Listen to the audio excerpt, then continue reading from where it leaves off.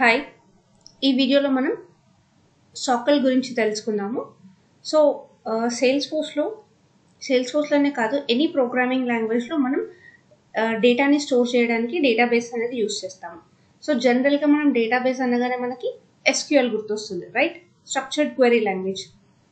So ఈ structured query లాంగ్వేజ్లో మనకి లైక్ సెలెక్ట్ క్లాజ్ యూజ్ చేసి, ఫ్రమ్ యూజ్ చేసి డేటాని అయితే గెట్ చేసుకుంటాము.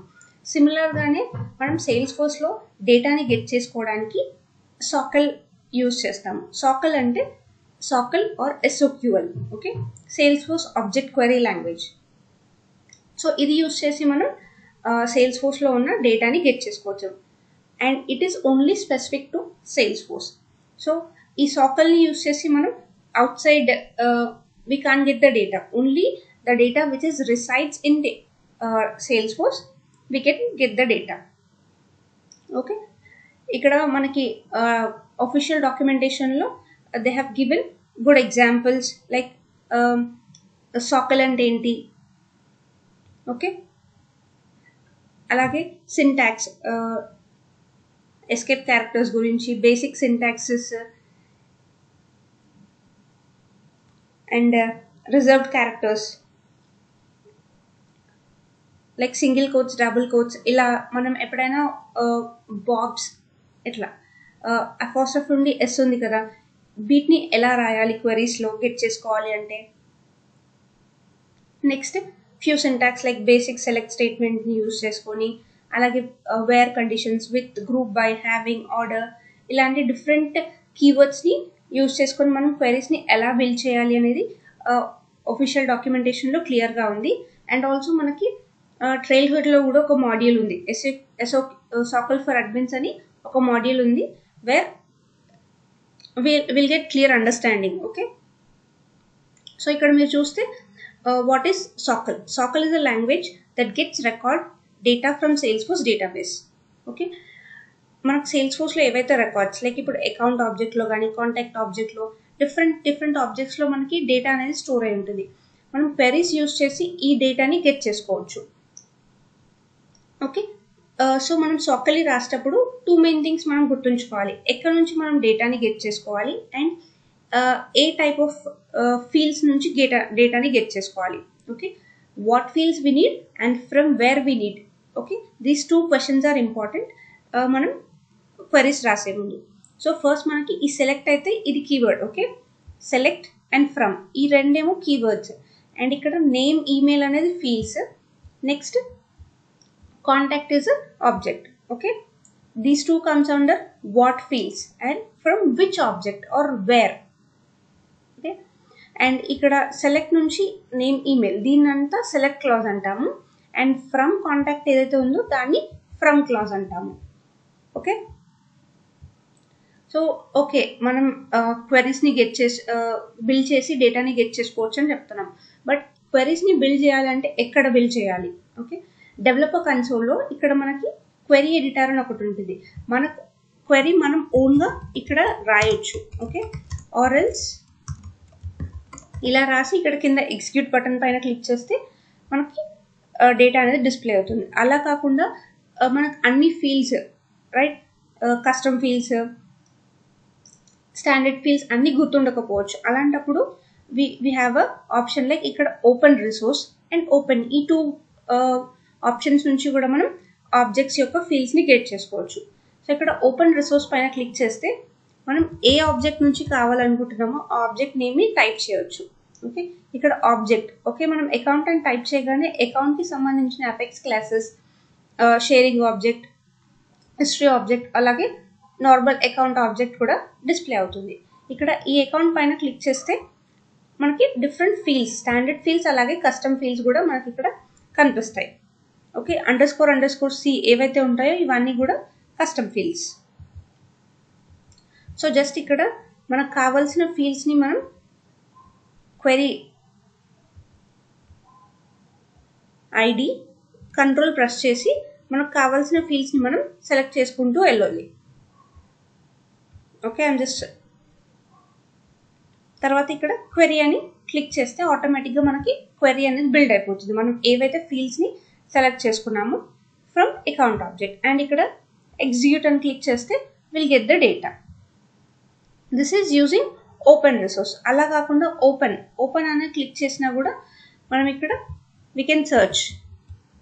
ఓపెన్లో ఇక్కడ క్లాసెస్, ట్రిగ్గర్స్, పేజెస్ ఏవైతే ఉన్నాయో మనం ఆబ్జెక్ట్స్కి వెళ్ళి ఇక్కడ అకౌంట్ అని టైప్ చేయగానే అకౌంట్ యొక్క ఓపెన్ అవుతుంది. అలాగే if you want see opportunity,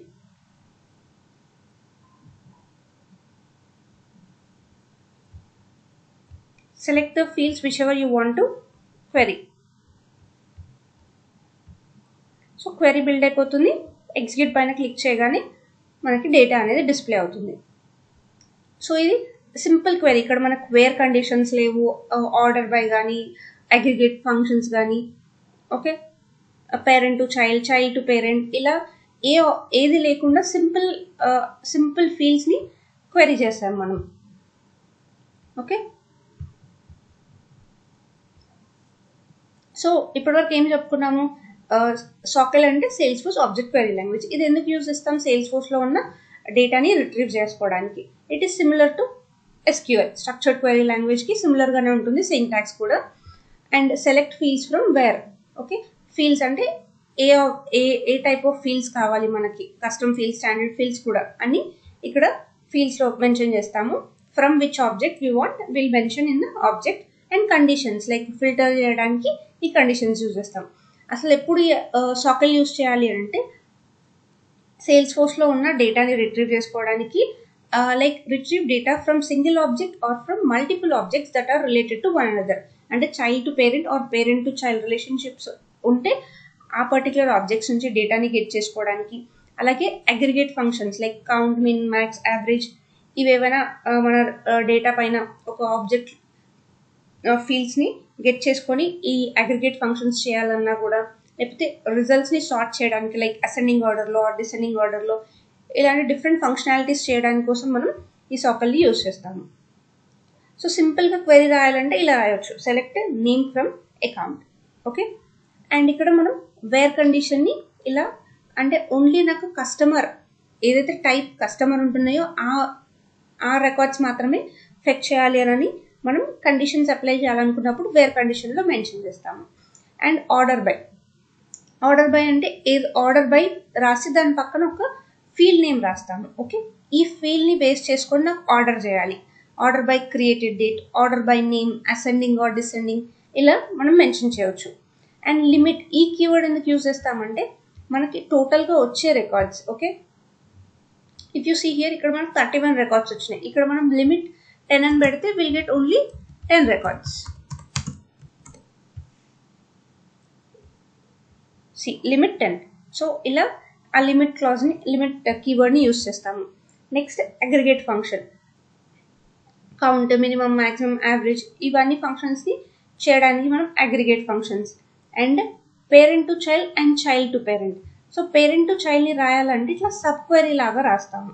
okay, and ఇక్కడ ఫ్రమ్ లోపల ఏదైతే సబ్ క్వెరీ రాస్తామో ఇక్కడ చైల్డ్ రిలేషన్షిప్ నేమ్, ఓకే, మనకి ఆబ్జెక్ట్లోకి వెళ్ళి ఎక్కడైతే lookup or form master detail relationship ఉంటుందో అక్కడ will get a child relationship name అని ఒక నేమ్ ఉంటుంది, అది మాత్రమే రాయాలి. అదే మన కస్టమ్ ఆబ్జెక్ట్ వెళ్తే ___ ఆర్ అని మెన్షన్ చేస్తాము. Will solve scenario. సో అప్పుడు మనం ఇంకా క్లియర్గా అర్థమవుతాయి. నెక్స్ట్ చైల్డ్ టు పేరెంట్ అంటే డైరెక్ట్గా parent dot name or parent dot ఏదైతే ఫీల్డ్ కావాలో ఆ ఫీల్డ్.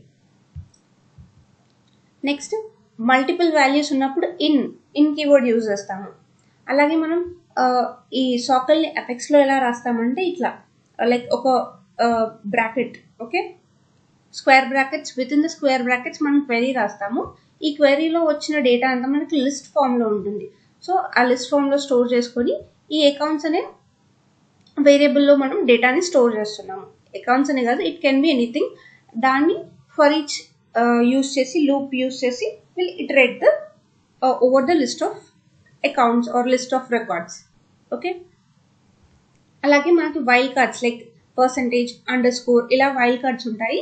వీటిని యూస్ చేసుకొని మనం డేటాని ఫిల్టర్ చేయవచ్చు. Next date literals. Like date literals అంటే మనకి last N days, next week, last week, ఇలా కొన్ని డేట్ లిటరల్స్ ఉంటాయి. వాటిని యూస్ చేసి కూడా మనం ఫిల్టర్ చేయొచ్చు డేటాని. Next semi joint and anti joint.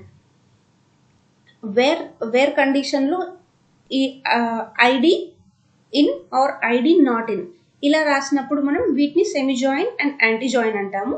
Will see. Okay, scenario చూద్దాము. So this is like overview. మనం ఏమేమి చేయవచ్చు లైక్ ఈ SOQL క్వరీస్ యూస్ చేసి అని చెప్పి.